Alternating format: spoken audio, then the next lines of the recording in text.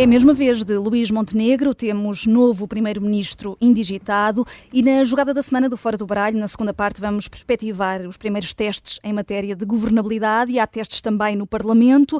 Vamos poder medir o pulso, a tensão entre os deputados, provavelmente logo na eleição para o Presidente e Vice-Presidentes da Assembleia da República. E por falar nisso, 4 ases, Susana Peralta, Luísa Aguiar Conraria, Jorge Fernandes, João Marcos de Almeida, o atual Presidente do Parlamento sai pela porta pequena. É a primeira carta que lanças para a mesa, Jorge Fernandes.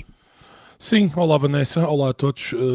Bem, eu quero esclarecer antes de mais que eu não acho que a não eleição de Santos Silva se tenha devido a qualquer tipo de punição personalizada por parte dos eleitores do Chega. Eu acho que Santos Silva perdeu o seu lugar, bem, numa maré em que muitos deputados do PS perderam o seu lugar e penso que qualquer outro cabeça de lista do PS no círculo fora da Europa teria perdido o seu lugar. Portanto, sob esse ponto de vista, não faço aquela leitura, enfim, de causalidade entre os supostos problemas que Santos Silva teve com o Chega e agora a punição que veio dos eleitores do Chega. Portanto, sob esse ponto de vista, estamos conversados. Agora, acho que Santos Silva fez um péssimo lugar enquanto Presidente da Assembleia da República e, portanto, numa avaliação retrospectiva, na minha opinião, é muitíssimo merecido que não tenha sido reconduzido ao seu lugar de deputado, até porque, enfim, se fosse agora deputado, não havendo uma maioria de esquerda, seria estranho que um ex-presidente da Assembleia da República continuasse como deputado, enfim, de base, digamos assim.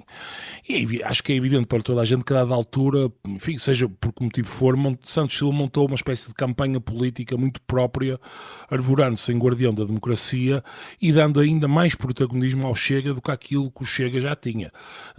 E Santos Silva tinha um desafio muito difícil, é preciso dizer-se. Não é nada fácil lidar com um grupo de deputados sem o mínimo de urbanidade e sem a mínima noção do lugar que ocupam. Ser deputado exige algum decoro, exige saber estar, exige um conjunto de coisas que os deputados do Chega, se têm, pelo menos não demonstraram, a maior parte deles. Mas Santos Silva falhou nessa missão, ele ou não soube ou não quis lidar com esses deputados de forma inteligente. E ele é um homem muito inteligente. O populismo vive desta narrativa constante entre as elites corruptas e um conjunto de políticos nobres, puros. E Santos Silva alimentou sempre essa noção do Chega como um outsider político, a quem era constantemente barradas e a quem eram as ditas elites faziam frente. E basta ir de resto ao canal do YouTube do Chega para ver dezenas de vídeos protagonizados pelos vários deputados do Chega e pelo ainda Presidente da Assembleia da República. E mais, Augusto Santos Silva fez ainda uma coisa que, na minha opinião, é ainda pior. Por exemplo, recusou-se a admitir projetos legislativos, não só do Chega, mas também do PAN, por exemplo, porque, na opinião dele, não eram constitucionais. Agora, os poderes do Presidente da Assembleia da República, que estão listados no artigo 16º do Regimento, não incluem a fiscalização da constitucionalidade, que está naturalmente reservada para o Tribunal Constitucional. Portanto, Santos Silva teve uma atuação política em que exerceu as suas funções, fez uma campanha política, mediática, que muitas vezes o punha no centro do furacão quando não havia necessidade disso, e foi um mandato lamentável para um político que é muitíssimo inteligente e cínico e que, em minha opinião, tem muito mais parecenças com o André Ventura do que aquilo que ele provavelmente gostaria de admitir. Por falar em cinismo, Luísa Aguiar Conraria, tens aqui alguma coisa a dizer?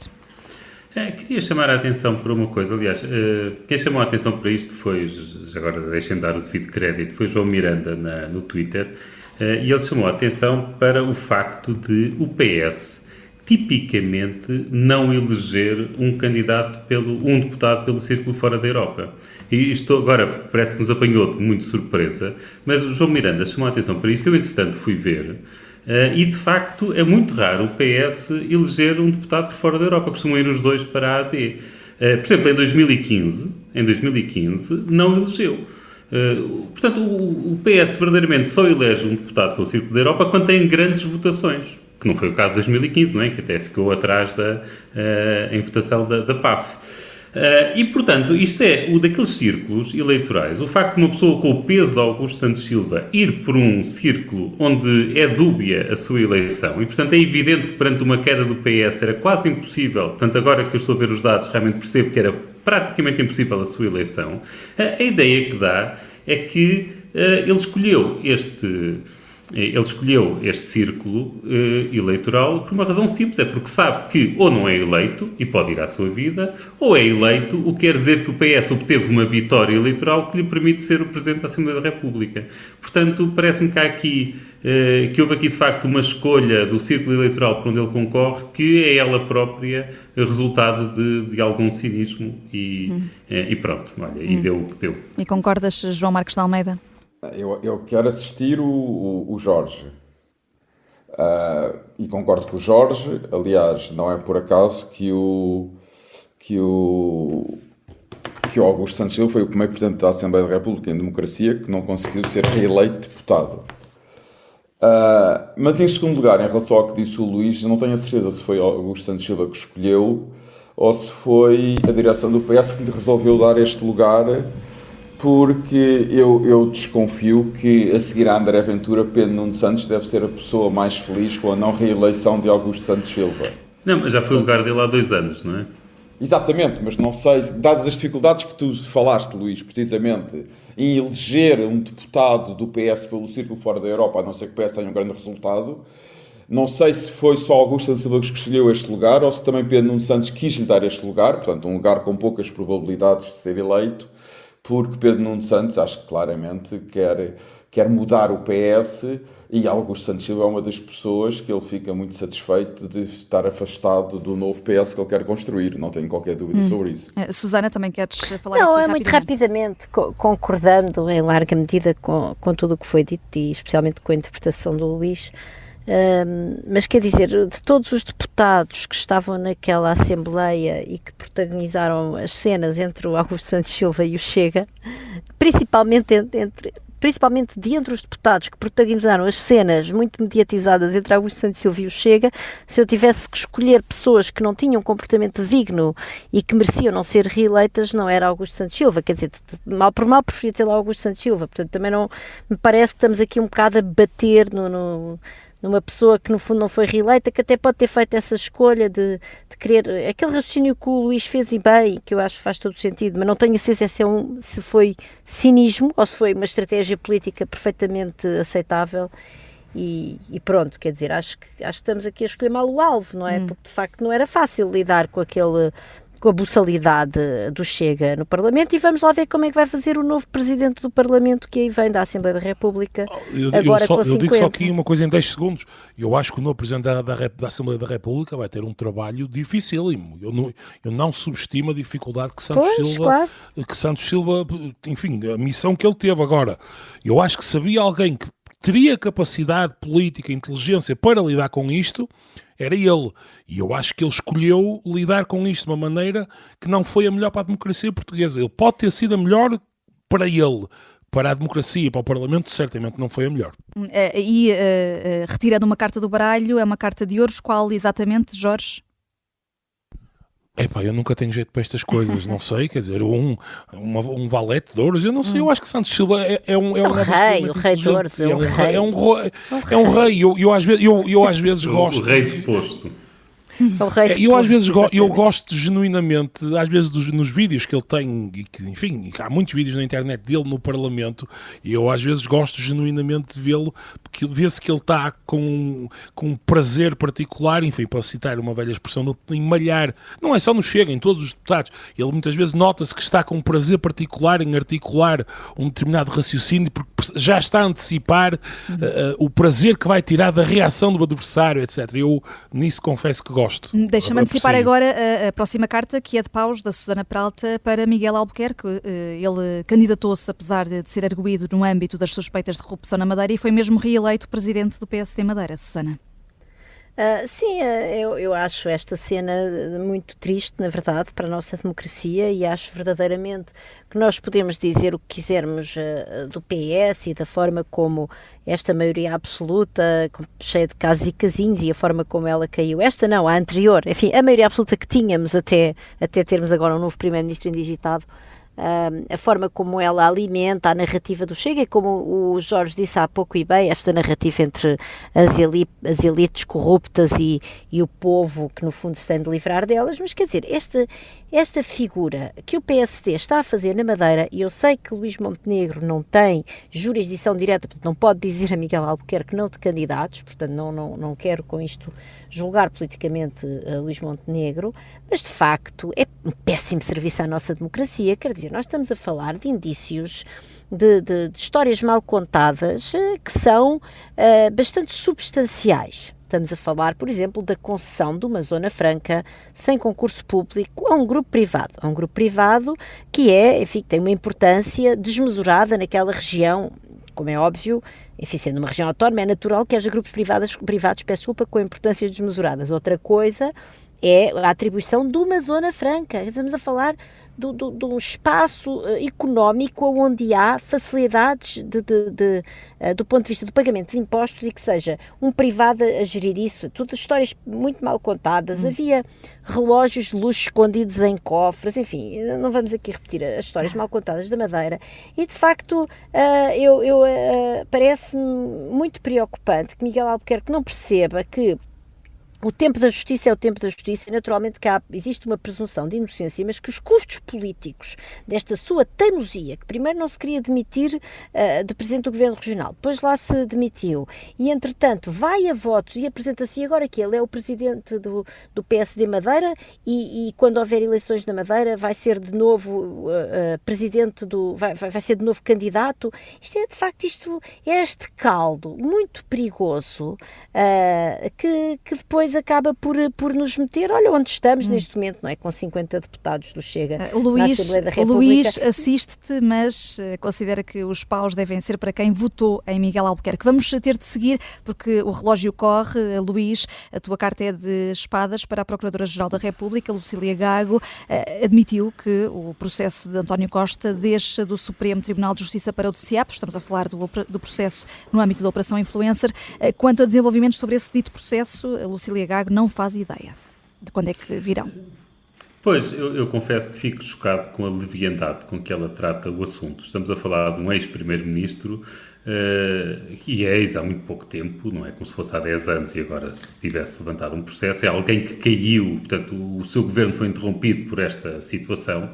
É alguém que tem legítimas expectativas de se tornar Presidente do Conselho Europeu. Portanto, na verdade, é um presumível inocente, e é uma pessoa importante, e um presumível inocente com a vida parada por causa de um comunicado assinado pela própria Lucília Gago. E, portanto, responsabilizar-se desta forma e dizer simplesmente que não faz a mínima ideia de quando é que poderá haver desenvolvimentos, acho que é uma falta de respeito, e é uma falta de respeito para com os portugueses e para com Portugal, porque, na verdade, almejamos há a possibilidade de um português ocupar um cargo importante na União Europeia. Portanto, isso é uma falta de consideração para com todos nós. Eu percebo que é evidente que neste momento as coisas não estão nas mãos dela, mas tem no mínimo a obrigação de indicar o que é que lhe parecem ser prazos razoáveis, que é para mesmo nós sabermos como avaliar a atuação do Supremo Tribunal até agora, ou do DCAP no futuro. Agora, atirar simplesmente com o DCAP, quando nós sabemos que o DCAP, se for necessário, passa anos e anos a investigar sem formular uma acusação, eu acho que isto parece-me verdadeiramente insustentável e uma falta de respeito. Portanto, uns paus ou espadas. Para ela. Leviandade é a palavra que também escolherias, João Marcos de Almeida? Não, eu aqui concordo com o Luís em quase tudo, só não concordo em relação à falta de respeito pelos portugueses, porque se António Costa for escolhido para Presidente do Conselho Europeu não vai representar Portugal. Mas é sobretudo, e é esse o ponto que eu gostava de sublinhar, e aqui concordo com o Luís, uma falta de respeito por António Costa. E eu, que sou muito crítico de António Costa, como sabem, eu agora quero falar de António Costa como um indivíduo que tem toda a legitimidade para ter ambições profissionais, ambições políticas, e tem muitas hipóteses de ser Presidente do Conselho Europeu. E acho que isto é uma questão mesmo de o que se chama liberdades, garantias e direitos individuais. E eu acho que a justiça em Portugal, quer dizer, a questão dos direitos individuais e de liberdade individual para mim é a questão sagrada do sistema democrático. E, portanto, a justiça deve respeitar esse princípio fundamental e não pode estar a prejudicar António Costa por causa disto. Não pode, simplesmente não pode. Porque António Costa não pode ter os seus direitos como político limitados por causa de uma investigação que tem que ser mais rápida e que ele nem sequer é arguido. Portanto, tem que tomar uma decisão. Ou é arguido ou não é. E deixem-no ir à sua vida. É um direito que ele tem. Portanto, aqui critico também, concordo com o Luís, com a crítica, e quero defender António Costa como um indivíduo, não como líder socialista, não como ex-primeiro-ministro, mas como um indivíduo que tem todo o direito a ter as suas liberdades individuais plenas. E a tua carta é a que falta, João Marcos de Almeida, espadas para Donald Trump, por causa de uma frase que proferiu num comício esta semana. Que frase é essa? Também vou ser muito rápido. Donald Trump, eu como passo todas. Esta semana estive em Londres, acompanho muita política internacional, e neste caso a norte-americana, e estava a ver televisão à noite e vi Donald Trump fazer um discurso nos Estados Unidos em que disse esta frase, que acho uma coisa absolutamente gravíssima num candidato presidencial. If we don't win, there will be a bloodbath in this country. Ou seja, se nós não ganharmos, haverá um banho de sangue no nosso país. Isto é um apelo à guerra civil. Isto é uma coisa gravíssima. Quer dizer, um candidato a presidente dos Estados Unidos dizer isto num discurso. Quer dizer, isto é uma coisa que eu nunca vi. Nunca vi em nenhuma democracia, nenhum candidato, por mais radical que seja, usar este tipo de linguagem. Portanto, eu acho gravíssimo Donald Trump ter dito isto. Acho gravíssimo. Aliás, ele diz muitas coisas graves. E estou muito preocupado, não só com o futuro da democracia dos Estados Unidos, e eu gosto muito dos Estados Unidos, sou um grande pró-americano e transatlântico, mas também estou muito preocupado com o futuro da segurança europeia, porque os Estados Unidos é um país central na segurança europeia, e com o futuro do mundo, se Donald Trump for eleito presidente dos Estados Unidos. Acho que seria uma tragédia, e quem tem este tipo de linguagem não pode ser presidente dos Estados Unidos. Não pode. Portanto, a minha esperança é que haja o número suficiente de americanos, desde os militantes mais aguerridos do Partido Democrata até às pessoas de centro e centro-direita do Partido Republicano, que também não gostam de Trump, e há alguns, e que todos esses façam uma grande maioria e, sobretudo, saiam de casa para ir votar nas eleições para dar a vitória a Biden e a derrota a Trump, porque Trump não merece ser presidente dos Estados Unidos. Uma nota de esperança a terminar esta primeira parte. Apesar desta carta de espadas do João Marcos de Almeida, fazemos só aqui uma curtíssima pausa.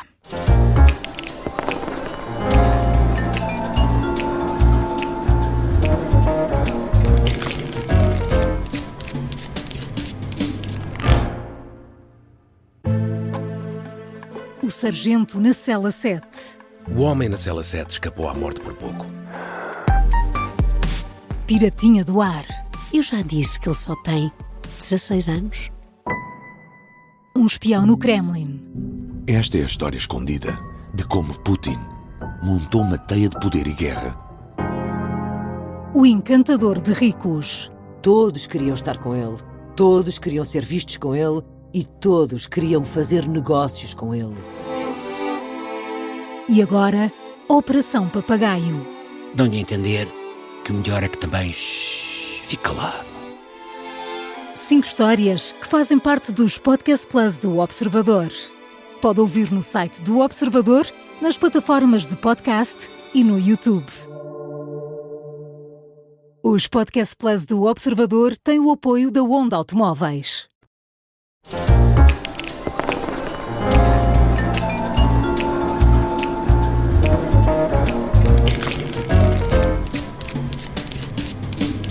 E vamos lá à jogada da semana no Fora do Baralho. Começa agora a verdadeira dor de cabeça de Luís Montenegro. O Sr. Presidente da República procedeu à indigitação para formar governo.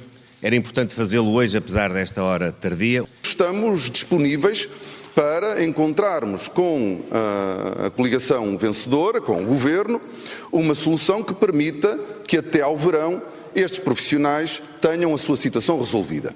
Quero dizer sobre a comunicação que foi efetuada pelo Sr. Secretário-Geral do Partido Socialista, que registrei com satisfação o sentido de responsabilidade que ela encerra. É possível chegar a uma convergência, chegar a um acordo. Se o novo Primeiro-Ministro indigitado, Luís Montenegro, entender que isso não é necessário, terá que encontrar com o Partido Socialista as formas de convergência e de suporte. A pergunta é, vai para os braços de quem, Luís Montenegro, Jorge Fernandes? Ou governar em minoria não tem necessariamente de o implicar? governar em minoria pode ter as suas complicações. Há várias coisas. Isto é uma situação complicada. Enfim, o PSD tem a maioria mais pequenina da história da democracia portuguesa. A diferença, nunca houve uma diferença percentual tão pequenina entre o primeiro e o segundo classificados. Portanto, há aqui uma situação realmente que politicamente tem o seu significado. E depois há uma outra coisa que adiciona dificuldade a isto, que é a seguinte: há líderes políticos novos, o próprio Pedro Nuno Santos, Montenegro, e há uma curva de aprendizagem. Todos os atores têm que estar a perceber exatamente quais são as dinâmicas políticas e como se negociará no Parlamento. E este processo de aprendizagem tornará tudo mais difícil porque, enfim, quando os atores políticos já tiveram muitas interações, têm um conhecimento prévio sobre até onde é que podem ir, como negociar, quais os benefícios que a outra parte está à procura. E, claro, o Montenegro vai viver constantemente neste tenaz, que já falámos muitas vezes, que é o seguinte, que é, por um lado, poderia haver coisas que num governo minoritário clássico, o PS até poderia deixar passar, mas como necessidade que tem de sinalização da sua luta constante contra o Chega e como a força antidemocrática, provavelmente os custos que Luís Montenegro terá para conseguir um apoio do PS em algumas medidas serão mais altos do que aquilo que teria num governo minoritário, digamos, da era pré-Chega. Enfim, não sei se me estou a fazer entender muito bem. A investigação empírica sobre os governos minoritários em Portugal, no caso português, mostra que eles não são muito diferentes do ponto de vista da durabilidade. E há outra coisa ainda mais interessante, que há a investigação para o caso português, que mostra que os governos minoritários tendem a cumprir mais as suas promessas eleitorais, por motivos absolutamente evidentes. Têm necessidade de estar constantemente a dar benefícios ao eleitorado em antecipação de umas potenciais eleições, que na verdade podem chegar a qualquer momento, e porque têm que ceder, no fundo, aos outros partidos que estão no Parlamento e, portanto, têm que ter uma governação mais inclusiva. Eu penso que Montenegro vai ter aqui uma grande dificuldade, porque, enfim, haverá coisas que poderá acordar com o PS, outras com o Chega. No entanto, acordar estas coisas, para além do acordo substantivo em si, terá sempre implicações simbólicas. Ao acordar com o Chega na sua relação com o PS e ao acordar com o PS na sua relação com o Chega. E, portanto, haverá, no fundo, esta dupla dimensão, que são coisas ortogonais, esta dupla dimensão dos acordos que torna a vida de Montenegro muito complicada.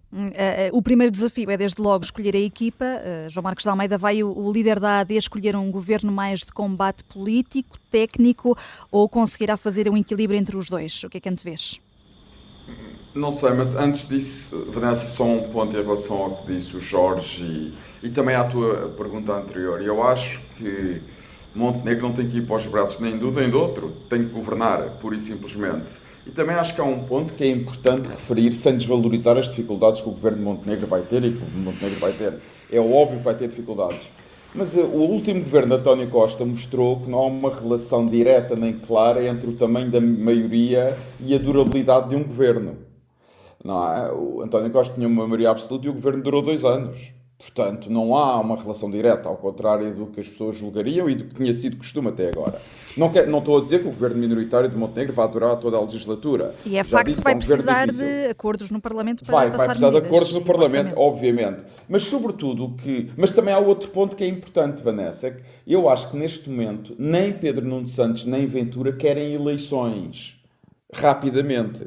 Pedro Nuno Santos precisa de tempo para mudar o que quer mudar no PS e fazer um partido à imagem dele.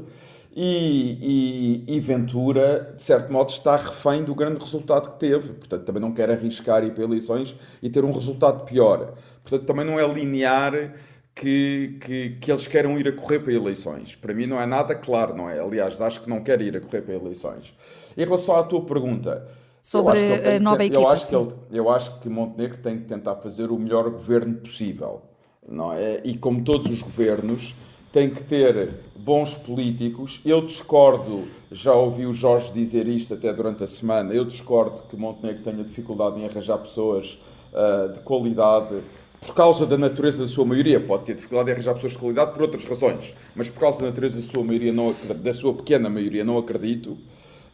Não só pela pequena maioria, mas porque pode ser um governo de miniciclo. Não sabemos, exatamente, pode ser e pode não ser. Não sabemos quem é que... Vanessa, quem é que em 2022 adivinharia que o governo de António Costa só ia durar 2 anos? A política está cheia. Nós vivemos num momento político muito instável, cheio de imponderáveis e, sobretudo, cheio de surpresas. Pode durar pouco tempo e pode não durar pouco tempo. Por exemplo, eu não me espantava que até às eleições presidenciais, em janeiro de 26, o governo durasse. Porque acho que Marcelo Rebelo de Sousa também não vai querer novas eleições, embora não dependa dele, obviamente. Portanto, quer dizer, as coisas não são absolutamente claras ainda. E eu acho que o Montenegro vai, obviamente, precisar de pessoas com qualidade política. Vai ter que arranjar pessoas com qualidade política. Bons técnicos pode ter como secretário de Estado. Eu acho que os ministros devem ter qualidade política, porque isso sim vai ser um governo de combate político e vai ser um governo muito político. Portanto, vai ter que ter ministros com qualidade política e, eventualmente, um ou outro ministro que também tenha qualidade técnica nas pastas mais setoriais.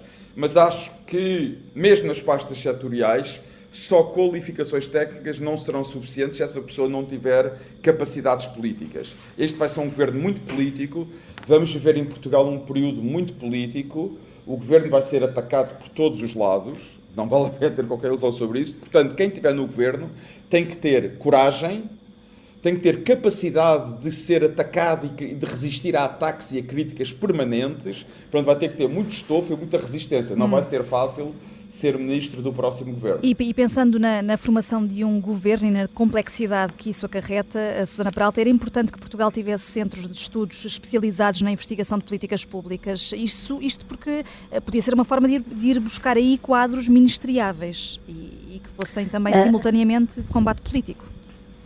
Sim. Eu acho duas coisas. Em primeiro lugar, Portugal tem centros especializados na análise de políticas públicas, no estudo de políticas públicas. Mas que fossem tidos em conta mais. Portugal não tem, é uma tradição de disponibilizar esses mesmos centros os necessários ingredientes para se poder fazer a dita análise de políticas públicas. Ou seja, se nós tivéssemos uma cultura de maior disponibilidade da informação que existe em bases de dados várias, de vários ministérios, depois a academia em Portugal encarregar-se-ia de fazer esses estudos. Portanto, esse é o primeiro passo, onde nós estamos a inventar mais centros especializados em política, em análise, estudos de políticas públicas. É preciso perceber que o que nos impede, o principal entrave em Portugal a análise de qualidade relativamente a políticas públicas é a falta de qualidade da informação que nós temos. São barreiras enormes no acesso, são dificuldades gigantescas no cruzamento de bases de dados e não valia a pena inventar a roda. Nós estamos cá e agora não há estou a falar, interesse político nisso. Estou a fazer aqui, obviamente estou a fazer também de combatente em causa própria, portanto nós estamos cá.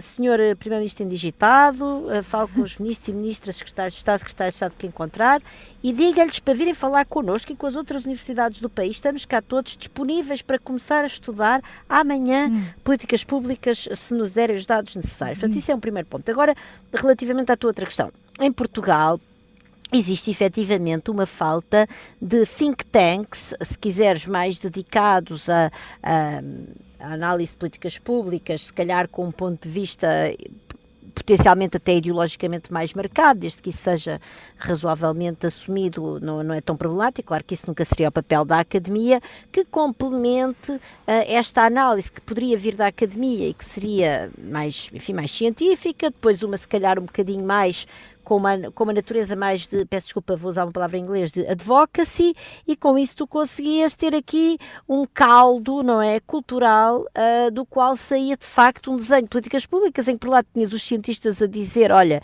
nós encontramos isto, os outros encontraram aquilo, e tinhas depois outros mais orientados, com diferentes opções políticas, a tentarem dar, digamos, uma interpretação mais normativa ou ideológica, porque uma coisa é tu encontrares, por exemplo, que o subsídio de desemprego, se for aumentado em não sei quantos meses, pode levar as pessoas a melhorarem a sua estratégia de procura de emprego ou a piorarem, e outra coisa depois é teres um think tank com uma ideologia mais marcada a dizer que nós consideramos que isto é bom ou nós consideramos que isto é mau desde o ponto de vista da nossa visão ideológica. Portanto, falta de facto isso, faltam de facto recursos para isso eu não tenho dúvida nenhuma. Agora, e disse também, pois, enfim, há aqui um problema também de financiamento, não é só dos recursos da matéria-prima, dos dados, da informação, é depois também um problema de financiamento. Tu não consegues criar esse think tank sem ter dinheiro, não só para a infraestrutura depois de tratar os dados, mas também de contratar pessoas competentes. Portanto, nada disso existe em Portugal, estamos completamente descapitalizados a esse nível, isso é um desastre do ponto de vista da qualidade das nossas políticas públicas. Agora, se eu acho que isso serve para ir buscar ministros, já tenho as minhas dúvidas, sinceramente. Eu acho que os ministros devem ser quadros políticos, não vejo grande razão para... Não gosto muito desta ideia dos tecnocratas no governo, nem sei muito bem o que é que isso quer dizer. Acho que é muitas vezes uma maneira de disfarçar de neutralidade opções políticas que na verdade são legítimas. Portanto, eu acho que os ministros devem ser políticos e depois devem rodear-se de pessoas que os possam aconselhar com esta perspectiva mais técnica e para isso, de facto, há uma falta enorme de conhecimento gerado pelo país de maneira geral e isso eu acho que é uma enorme limitação, um entrave ao nosso desenvolvimento, sim. E voltando aqui aos desafios com que se depara Luís Montenegro, e como ouvimos no som que abriu esta jogada da semana, Pedro Nuno Santos mostra-se disponível para viabilizar um orçamento retificativo, mas Fernando Medina, o Ministro das Finanças, admitiu ontem que o orçamento já em vigor pode acomodar a resposta aos professores e aos polícias, por exemplo. Luís, podemos dizer que foi só tática política e uma ratoeira que Pedro Nuno pôs à frente do líder da AD? Esta disponibilidade de Pedro Nuno Santos de facto parece-me esquisita e portanto acho que Montenegro faz bem em olhar para ela desconfiado, porque realmente, quer dizer, Pedro Nuno Santos disponibilizou-se para retificar o orçamento que foi aprovado pelo PS e só pelo PS. Portanto, é este o orçamento que Pedro Nuno Santos quer corrigir. Luís, foi uma espadinha no seu amigo Medina. Pode ter sido, né? Pode ser isso, mas nesse caso, quer dizer, mas se é isso, mais vale Montenegro não se meter no assunto. Montenegro precisa verdadeiramente de mas olha, o Pedro Nuno já nem sequer era ministro, não é? Sim, não era ministro, não. Por isso é que o João está a dizer isso. Pronto, eu sei, portanto, ele não é exatamente responsável por aquele orçamento do PS que foi aprovado para este ano. Não é responsável pelo orçamento do PS, mas daí a estar disponível para corrigir este e tendo-se mostrado mais ou menos indisponível para aquele que de facto é necessário, que é no fim do ano, mas pronto, vamos esperar pelo fim do ano, porque até lá muita água passa. Claro, ele está a marcar posição. Sim. Mas Luís e Susana, eu acho que o que é importante, e isto para vocês é ótimo, não é? Porque vão querer fiscalizar bem o atual governo, o próximo governo. Como nós vimos com os governos do PS, a aprovação do orçamento é importante, mas não é o mais importante. O que é verdadeiramente importante é a execução do orçamento que é aprovado. Isso é que é importante, portanto, a mim não me chega que a AD aprove um orçamento bom ou mau, ou menos bom ou menos mau. Eu quero é ver se depois tem capacidade de executar o orçamento que vai ser aprovado na Assembleia da República. Isso é que conta. Certo, mas deixa-me aqui, agora já me perdi um pouco. Portanto, eu honestamente não vejo grande necessidade de um orçamento retificativo agora. Aliás, até me parece que é bom que não haja. Na verdade, quer dizer, as promessas de Montenegro foram duas. Foi aumentar a despesa e reduzir impostos, portanto, e reduzir receita. Isto é uma receita para o nosso déficit orçamental disparar.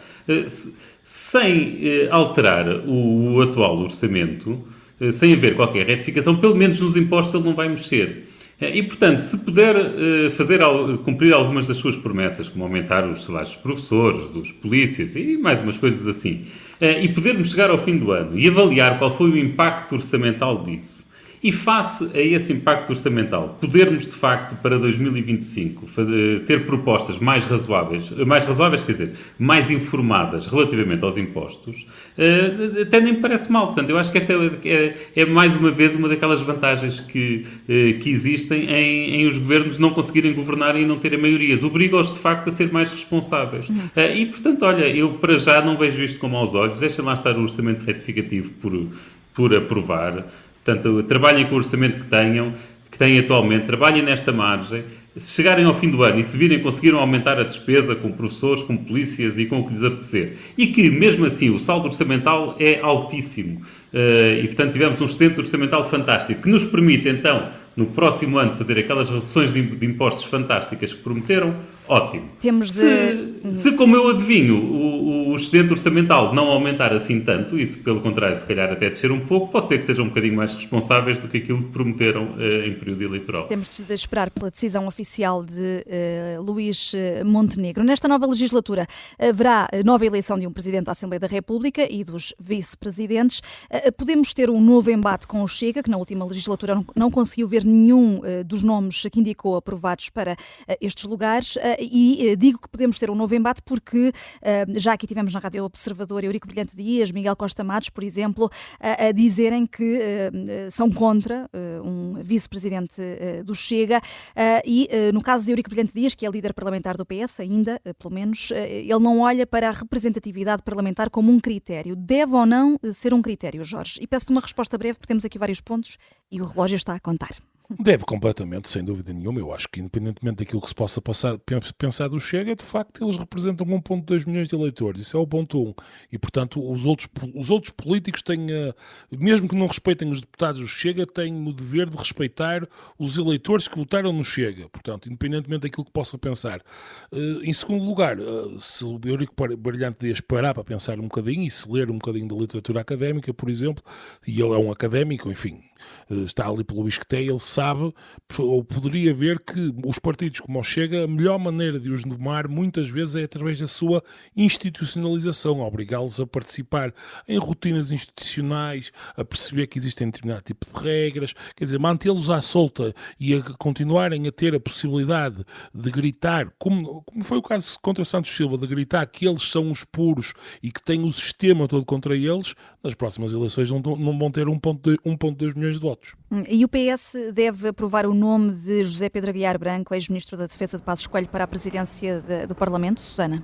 Pois, essa pergunta é muito difícil, Vanessa. Eu acho que eu preferia que o PS deixasse o Chega ter uma vice-presidência, e acho que, aliás, está na altura de dar oportunidades a André Ventura, de parar de dar oportunidades a André Ventura de se vitimizar, até porque ele vai encontrá-la. Estava a circular no Twitter hoje um extrato de uma intervenção, acho que foi na SIC, com o Carlos Guimarães Pinto e um deputado do Chega, e o Carlos Guimarães Pinto faz uma cara normalíssima de quem está a debater, que às vezes pode não concordar, enfim, é normal, não é? Estamos a debater, nem sempre concordamos, e o deputado do Chega, agora não me estou a recordar qual era, começa... António Pinto Pereira. António Pinto Pereira, exatamente, obrigada, Vanessa. Quer dizer, a fazer uma vitimização, uma coisa completamente desproporcionada relativamente à reação normalíssima, enfim, do Carlos Guimarães Pinto, e do deputado Carlos Guimarães Pinto. E, portanto, eu acho que o Chega vai andar à procura de oportunidades de vitimização, mesmo onde elas não existem, e eu acho que esta coisa da vice-presidência da Assembleia já chega. Relativamente